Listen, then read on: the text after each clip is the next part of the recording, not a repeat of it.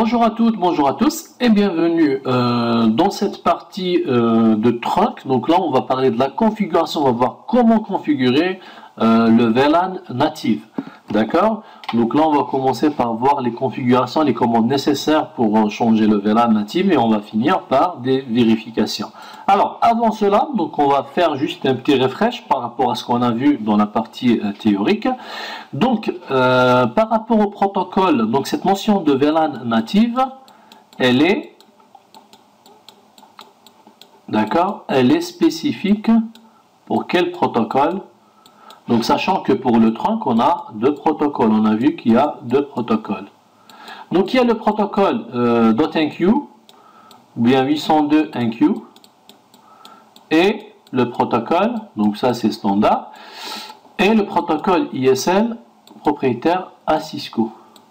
Donc cette notion de VLAN native, elle est valable uniquement pour le protocole 802.enqueue, d'accord? Et l'idée c'était quoi? Donc tout simplement c'est que lorsqu'on configure le trunk en 802.enqueue, par défaut, donc le VLAN native n'est pas tagué. Ça veut dire quoi? Ça veut dire si on prend cet exemple, d'accord, on a deux switches avec un hub au milieu. Si je vais créer deux VLAN, d'accord, deux VLAN différents, le VLAN 10 et le VLAN 20, je vais affecter ce PC pour le VLAN 10, je vais mettre le deuxième sur le VLAN 20. Et de l'autre côté, je vais faire exactement la même chose, d'accord? Donc, si j'envoie des trames à partir de ce VLAN, le switch, automatiquement, il va taguer cette trame. Et si j'envoie des trames à partir de ce VLAN, pareil, donc il va taguer. Par contre, si je vais prendre un PC, que je vais mettre dans le VLAN 1, d'accord? Et j'envoie des trames, qu'est-ce qui va se passer? Donc le switch, il ne va pas taguer. Donc pas de tag, pas d'étiquette pour les trames qui viennent du VLAN 20. D'accord? C'est ça le comportement du 802.enqueue par défaut. Donc ça, il le fait pour quel VLAN? Pour le VLAN 1. Pourquoi? Parce que tout simplement, le VLAN natif par défaut, c'est le VLAN 1. Donc quand on dit par défaut, ça veut dire quoi? Ça veut dire qu'on peut changer. D'accord? Par défaut, c'est le VLAN 1, mais après, on peut mettre le VLAN, on peut créer le VLAN 99 et le mettre en VLAN natif. Et si on fait ça, le VLAN 1, il devient non natif. Pourquoi? Parce qu'on a toujours et toujours un seul VLAN natif. D'accord? Alors, donc, le but du lab, donc, c'est vraiment pour vérifier que lorsqu'on met un PC dans le VLAN 1 et on envoie du trafic, donc le switch il va pas taguer. Alors comment on peut vérifier ça? Donc on a mis un hub au milieu, d'accord? On sait bien qu'un hub c'est quoi? C'est tout simplement un équipement physique à 100%, d'accord? Donc il reçoit une trame et il l'envoie directement. Il n'y a pas un iOS derrière ou un soft qui permet de vérifier cette trame comme c'est le cas pour un switch, d'accord? Donc il reçoit, il envoie. Tout simplement. C'est un équipement physique, il reçoit un signal, il l'amplifie tout simplement. D'accord? Alors, donc nous ce qu'on va faire, on va mettre un PC dans le VLAN 1, on va créer, on va affecter sur un port par exemple pour un VLAN 1, et on va brancher un PC, on va donner une adresse IP, et au niveau du hub, pareil, on va brancher un PC, on va donner une adresse IP. Donc on va essayer de les mettre dans le même réseau, c'est normal, si on veut faire un test de ping entre les deux. Donc je vais faire un ping à partir de ce PC vers ce PC en passant par le switch et le hub. Et on va voir si ça marche. D'accord? Donc théoriquement ça marche. Pourquoi? Parce que la trame, lorsqu'elle arrive au niveau de ce switch, ça vient du VLAN 1, il ne va pas taguer, donc il l'envoie telle qu'elle est. Elle arrive au niveau du hub. Le hub, il amplifie à travers tous les ports, donc le ping qui arrive au niveau de ce PC. D'accord? Par contre, si on veut faire le même test avec le VLAN 20, donc on va changer l'adresse IP de ce PC, on va la mettre dans le même réseau. On va donner par exemple 10.20.1.10 dans le même réseau. Et on va refaire le ping. Est-ce que ça marche? Donc si je vous pose la question, la réponse, bien évidemment, c'est non. Pourquoi? Parce que la trame, elle arrive à partir de ce PC, donc au niveau du switch. Qu'est-ce qu'il va faire dans ce cas? Il va prendre la trame. Donc bien sûr, il y a l'adresse IP destination, pas de souci, elle ne change pas. Sauf que le switch, il va taguer cette trame, il va mettre cette couleur, il va mettre la couleur verte, ou bien il va donner le ID 20. Donc elle arrive au niveau du hub, le hub, qu'est-ce qu'il fait? Il amplifie à travers tous les ports. Donc la trame qui arrive au niveau de ce PC, il reçoit cette trame avec quoi? Avec le tag. Donc là, c'est un hub, il ne cherche pas à comprendre, il reçoit un signal, il l'envoie. Ça veut dire que je reçois la trame telle qu'elle est. Maintenant, la question, est-ce que le switch peut traiter ce genre de trame? Le PC, est-ce qu'il peut traiter ce genre de trame? Eh bien non, il ne peut pas la traiter. Ça, c'est un langage switching. Hein. Le 802.1q, l'ISL, c'est un langage switching. Et donc, il ne peut pas lire cette trame et le ping qui ne fonctionne pas entre les deux PC. D'accord? Donc, c'est ça la démonstration qu'on va essayer de faire dans le lab pour bien comprendre cette notion de VLAN. Alors, on passe au lab. Alors, donc on va essayer de rajouter un PC qu'on va brancher au niveau de ce switch avec un câble droit. Donc on va choisir le port, allez, on va prendre le port 24 par exemple. Et on va au niveau configuration de notre switch. On va affecter le port 24 au VLAN, plutôt sont affectés puisqu'ils sont, les ports, ils sont tous dans le VLAN natif. Donc là on voit bien que le port 24 il est par défaut dans le VLAN 1. Peut-être on peut le forcer dans le mode access, ça serait mieux. Switch port mode access, voilà. Donc là c'est bon. Maintenant ce qui reste à faire, c'est de donner deux adresses IP dans la même plage, hein. D'accord? Donc on va commencer par ce PC. On va donner par exemple, pour changer un peu, on va donner 172.16.1.1. Alors 3 fois 255, donc un /24. On n'a pas besoin de passerelle par défaut, donc on ne passe pas par un routeur. Alors donc là c'est pareil, on va donner une adresse IP dans la même plage. Donc par exemple 172.16.1. Alors on a donné quoi? Donc on va donner 20 par exemple. Alors 172.16.1.20. Et donc là on a donné 172.1. Donc là je vais donner un 10. Alors maintenant ce qu'on va faire, donc on va vérifier déjà est-ce que c'est bon, les ports ils sont up, ok. Donc là je vais essayer de faire un petit ping vers la deuxième machine. Donc c'est 172.16.1.10. Je vais essayer de pinguer le 172.16.1.20. Donc là ça marche, pas de souci, ok. Pourquoi? Parce que les deux PC, ils appartiennent, donc là le PC il appartient au VLAN 1, donc il appartient au VLAN natif.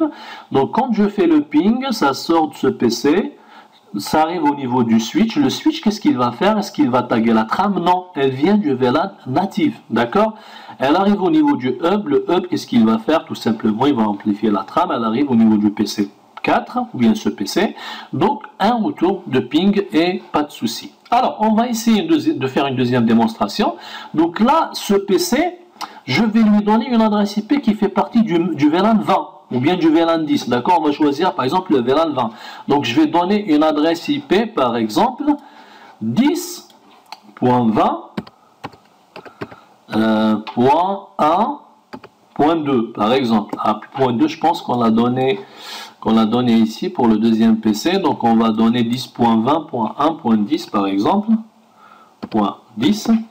3 fois 255. Donc on n'a pas besoin d'une passerelle par défaut, donc IP config. Voilà, donc on voit bien qu'on a donné cette adresse IP. Donc, alors pour que ça soit clair, donc on a donné cette adresse IP pour ce PC. On est d'accord, hein? D'accord. Donc je reviens à notre PC et je vais essayer de pinguer la deuxième machine. Donc ping 10.20.1.1 qui est ce PC, donc il fait partie du VLAN 20. Alors, est-ce que ça marche? Non. Pourquoi? Parce que quand j'arrive, ou bien quand je lance mon ping, là, le ping, il est parti avec l'adresse IP, donc source de ce PC, adresse IP destination de ce PC. Donc il n'y a pas de tag, il arrive au niveau du hub, il n'y a pas de tag, il arrive au niveau du switch, il n'y a pas de tag. Et comme ce PC il appartient au VLAN 20, donc il faut qu'il y ait un tag. Et justement c'est ça le problème, il n'y a pas de tag, donc ça ne va pas être envoyé pour le VLAN 20, ça va être envoyé pour le VLAN 1, parce que le VLAN 1 c'est le VLAN qui est natif par défaut, d'accord? Donc à chaque fois qu'il reçoit une trame qui n'est pas taguée, le switch pour lui c'est à destination d'un PC qui appartient au VLAN 1. Et comme il n'y a pas un PC qui appartient au VLAN 1 qui a une adresse IP qui fait partie de cette plage, donc le paquet est droppé, d'accord? Il n'y a pas de destination pour ce paquet. Alors, maintenant ce qu'on va faire, maintenant on va voir comment changer le VLAN natif. On va voir les commandes nécessaires pour changer le VLAN natif, puisque le VLAN natif par défaut c'est le 1. Maintenant si on veut le changer, on veut créer un autre VLAN et le mettre en VLAN natif. Alors donc les commandes c'est entrer en mode configuration globale au niveau du switch, créer un VLAN. Par exemple là ils ont créé le VLAN 999, lui donner un nom. Ça c'est juste un nom, mais c'est pas obligatoire. Alors le plus important, c'est d'aller au niveau d'une interface. Après taper cette commande switch port trunk native VLAN et spécifier le VLAN qui doit être native, qui va remplacer le VLAN 1. D'accord? Alors on revient à notre lab et on va essayer de faire ça. Donc au niveau des deux switches, je vais créer un autre VLAN conft. Donc on va essayer de créer le VLAN 99. VLAN 99. Bon, on va donner un nom par exemple, VLAN native. Je ne sais pas s'il accepte le -6 comme oui, c'est bon, ça passe. Donc VLAN native, on a créé le VLAN native du côté du switch SWA. Après, donc au niveau de l'interface, 03. Parce que c'est l'interface qui est utilisée pour la sortie. Donc conft interface fast ethernet 03. Donc switch port trunk native. Donc là je vous conseille d'utiliser toujours des points d'interrogation. Donc on n'est pas censé apprendre toutes les commandes. Donc c'est les bonnes habitudes. Donc essayez toujours d'utiliser le point d'interrogation, ça permet même de découvrir d'autres fonctionnalités, hein, d'accord? Donc native, après là on doit mettre le numéro du VLAN qu'on veut mettre en VLAN native. Donc là je peux lui dire 99. Alors non, c'est pas ça. Donc VLAN, il faut taper la commande VLAN. Après, donc là, il faut spécifier le ID du VLAN. Voilà. Donc au niveau de ce port, donc on a spécifié, on a mis le VLAN 99 en VLAN native. Alors ça c'est très important. Donc il faut savoir une chose. Il faut faire attention à cette notion de VLAN native. Si on veut changer le VLAN native, on veut le mettre en 99, comme on vient de le faire maintenant au niveau de cette interface, donc le VLAN 99 est devenu VLAN native, ça c'est bien, mais il ne faut pas oublier de faire la même chose au niveau du deuxième switch, d'accord? Donc au niveau de ce switch, on doit le mettre en VLAN 99. Pourquoi? Parce que si par erreur on oublie de faire ça, d'accord, qu'est-ce qui va se passer? Donc je viens de créer le VLAN 99 au niveau de ce switch et j'ai créé le VLAN 99 au niveau de ce switch. Après je vais affecter ou bien mettre un PC dans le VLAN 99 et je vais mettre un PC pareil en VLAN 99 par exemple. Alors, par erreur, donc l'administrateur, il a mis ce port en VLAN native 99, par contre, il a oublié de le mettre au niveau du deuxième switch. Qu'est-ce qui va se passer? Donc, si j'envoie du trafic à partir du VLAN 99, ça sort de ce switch, est-ce qu'il va le taguer? Oui ou non? Ben, la réponse, c'est non. Pourquoi? Parce que le VLAN native maintenant, c'est 99 et non pas le 1.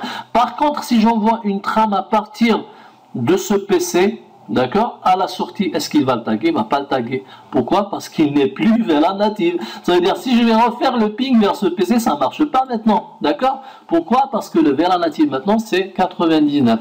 Alors, le problème ici, c'est quoi? C'est que si j'envoie du trafic à partir de ce PC, donc le trafic il va pas être tagué, tac, tac, tac, tac, tac, tac, il arrive au niveau de ce PC. Alors, ça c'est très important, dites-moi, le trafic il va être envoyé pour quel VLAN? Si ça vient du VLAN 99, sachant que là, le VLAN natif c'est toujours le 1, on n'a pas mis en 99. Donc ça va être redirigé, donc là si on a le VLAN 1, par exemple, on a plusieurs PC dans le VLAN 1, donc le trafic, si c'est un broadcast par exemple, le broadcast il va être redirigé vers les PC qui appartiennent au VLAN 1, d'accord? Pourquoi? Parce qu'au niveau de ce switch, c'est une logique, d'accord? C'est comme ça que ça marche. Je reçois une trame qui n'est pas taguée, ça va être envoyé pour le VLAN natif. Et le VLAN natif, c'est le 1. Donc là, il faut faire attention. C'est très important. Donc si on change le VLAN natif d'un côté, il faut vraiment le changer de l'autre côté. Donc si on le met à 99 ici, il faut vraiment le mettre à 99 de l'autre côté. Donc on revient à notre lab. Donc là c'est fait. On vient de changer le VLAN natif en 99. Il faut faire exactement la même chose de ce côté. Donc on va rentrer, voilà, donc on voit déjà un message de mismatch à travers le protocole CDP. Donc là ça veut dire quoi? On a même un message au niveau du switch qui nous dit, voilà, il faut faire attention, vous avez fait un mismatch de VLAN natif. D'un côté, il est 99 et de ce côté, il est toujours à 1. D'accord? Alors, enable, CORT, donc interface, on va d'abord créer le VLAN 99. Donc, on commence toujours par créer. On peut donner un name, comme on l'a fait sur le premier switch. Donc native VLAN, alors native,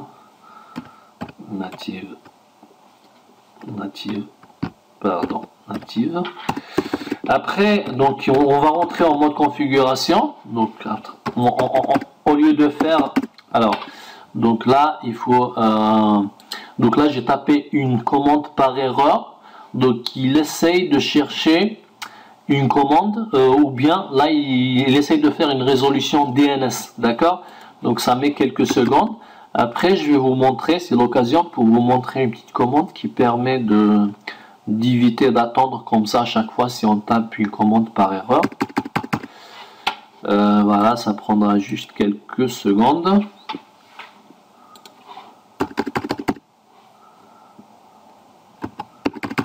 Donc voilà, la commande c'est conft no IP domaine lookup.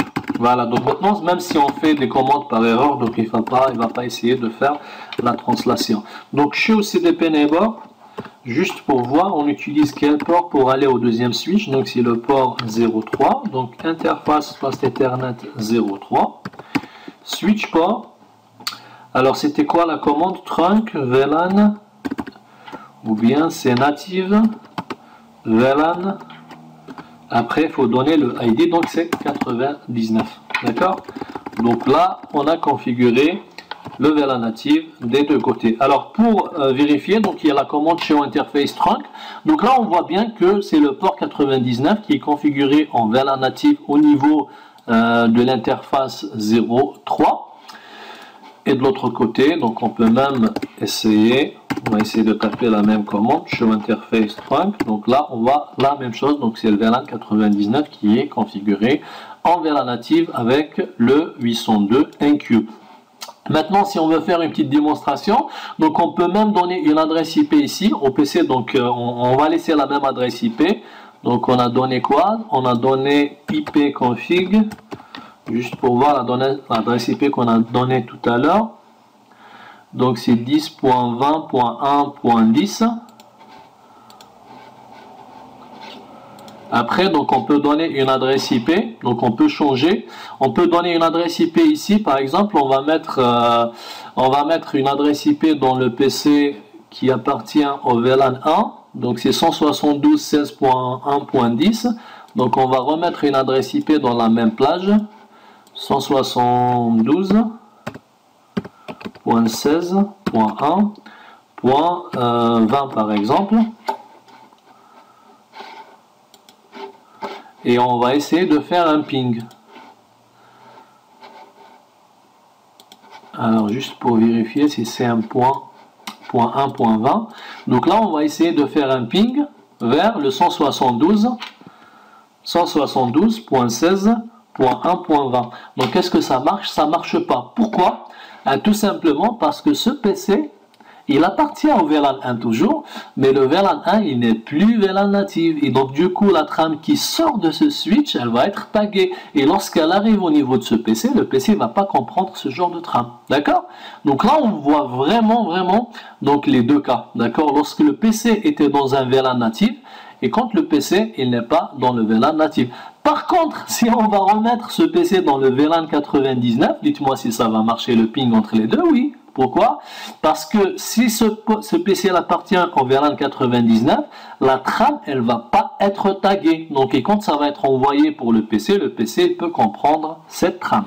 Alors juste un dernier détail, donc on a vu cette configuration du VLAN native au niveau de l'interface, donc on a changé le VLAN native au niveau de cette interface, on l'a mis à 99, mais si on avait une autre liaison par exemple vers un autre switch, avec d'autres switches par exemple, donc ce qu'il faut savoir c'est que cette notion de VLAN native, elle est spécifique pour ce port en 99. Rien ne m'empêche de changer le VLAN native pour cette interface en 88 par exemple. Donc là c'est pour vous dire que cette notion de VLAN native, c'est par interface. Et si vous l'avez remarqué, la configuration c'est au niveau de l'interface et c'est pas au niveau global.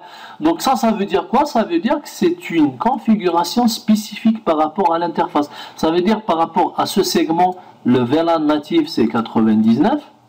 Mais par rapport à ce segment, ça peut être le VLAN 88. Par rapport à ce segment, ça peut être le VLAN 77. D'accord? Sauf que, il ne faut pas oublier de le configurer des deux côtés. Voilà, donc c'est fini pour cette partie VLAN natif configuration. Donc on a vu comment configurer le VLAN natif au niveau d'un switch, comment changer plutôt le VLAN natif, puisque le VLAN natif par défaut c'est le 1, donc on peut le changer, sauf que il faut changer des deux côtés. Donc pour vérifier, il suffit de faire des petits pings entre les PC, d'accord, pour voir si c'est vraiment un PC appartient ou non pour un VLAN natif. Voilà, donc je vous remercie pour votre attention et je vous donne rendez-vous pour la vidéo suivante. Ciao!